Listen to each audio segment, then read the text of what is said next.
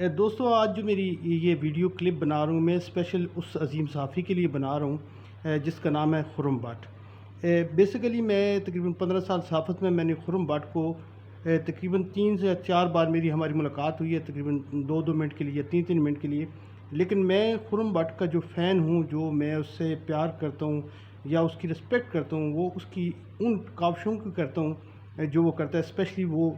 جو بٹ گمانیہ اس کا ہے، اس کے اندر اس کی جو لکھائی ہے، اس کے اندر تنقید، مزاح، فن، اور وہ تنقید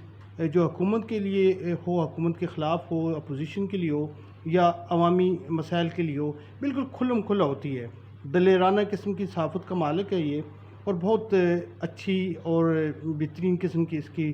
سوچ ہے۔ بالکل وہ نڈر اور بے باک قسم کا صحافی ہے۔ دوسری بات جو ہے کہ اس کا جو ایک لفظ تھا چنتخب، ٹھیک ہے، وہ ایک اسمبلی میں بھی بہت زیادہ، ایون کہ بہت سارے بڑے بڑے لیڈروں کی وہ زبان کے اوپر بھی آیا اور بہت وہ بڑا مشہور ہوا۔ میرے خیال میں بٹ گمانیہ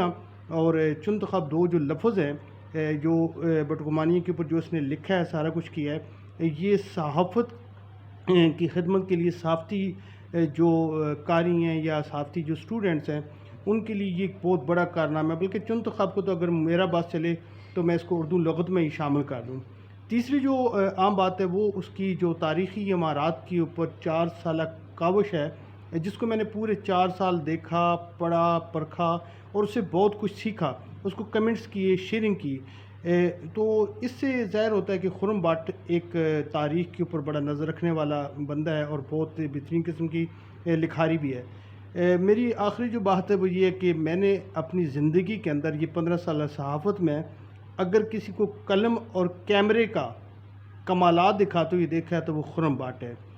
ابھی اس کا یوٹیوب چینل آ رہا ہے، اس کے بھی کچھ کلپس میں نے دیکھے ہیں جس میں اسپیشل اس نے مطلب سیاست سے ہٹ کر فن کو،